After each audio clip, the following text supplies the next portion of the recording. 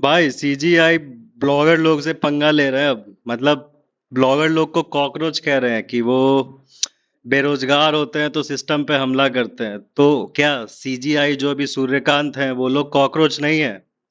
मतलब तुम सोच के देखो, 95% केस केस नहीं, अभी कैदी जो है इंडिया में अंडर ट्रायल है। तो क्यों है? और उसके बाद मतलब हाई कोर्ट से जब सुप्रीम कोर्ट, जब लोअर कोर्ट से अपर कोर्ट में जाता है तो अधिकतर डिसीजन बदल क्यों जाता है? कुलदीप सिंह सेंगर से लेके बिल्किस बानो तक बता रहे हैं कि हाई कोर्ट का फैसला कुछ और होता है, सुप्रीम कोर्ट का फैसला कुछ और होता है। सोनम वांगचुक के केस में क्या हुआ?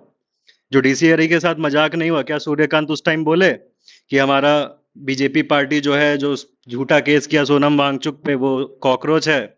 इतना हिम्मत था बोलने का? मतलब ठीक है, आप अगर बेरोजगार है अगर कोई आदमी आपके देश में, तो आप ही का ना सिस्टम है, सिस्टम में आप बैठे हो, तो दोगे जवाब कि क्यों है इतना केस पेंडिंग, क्या कर रहे हो, काम कर भी रहे हो कि? तो सूर्यकांत ईडी को कॉकरोच क्यों नहीं कह रहे हैं? सीबीआई को कॉकरोच क्यों नहीं कह रहे हैं? ईडी जिसका 98% नेगेटिव है रेट, अगर वो 100 छापा मारता है तो 98 फेलियर छापा मारता है, तो क्या ईडी को भी कॉकरोच बोलेंगे? या अगर बोलेंगे तो है हिम्मत बोलने का? सीबीआई सीबीआई क्या कर रहा है? सीबीआई कॉकरोच नहीं है, एक केस तो उससे सॉल्व नहीं हो रहा। आरजी कर उसको दे दिया, फलाना दे दिया, पिछला नीट दे दिया, तो क्या हो गया? मतलब क्या किया सीबीआई, कौन से उसमें ले आया? अपना अजीत डोभाल कॉकरोच है क्या? वो पुलवामा, उसके रहते पुलवामा हो गया, पहलगाम हो गया, दिल्ली पे हमला हो गया, तो वो भी कॉकरोच हो गया। तो ये सब है ना सिस्टम। तो बेरोजगार अगर तुम्हारे देश में अगर कोई 100 में से 60 आदमी 100 रुपए कमा रहा है, तो इसका जिम्मेदार कौन है? तुम्हारा सिस्टम। सिस्टम में कौन बैठे 12 साल से? तुम ही बैठे हो। तो बताओ भाई, सवाल तुम भी मतलब चीफ जस्टिस होके भी तुम जो कमजोर है उसी को शोषण करोगे? तुम तो जाओ टकराओ उससे कि तुम इलेक्शन के टाइम में एसआईआर करने क्यों आ जाते हो? सुओ मोटो लो कि बंगाल में जो एसआईआर कराता है वो चीफ मिनिस्टर का चीफ सेक्रेटरी कैसे बन जाता है? जो एसआईआर का ऑफिशियल होता है वो डायरेक्ट गवर्नमेंट में हाई ऑफिशियल पे कैसे चला जाता है?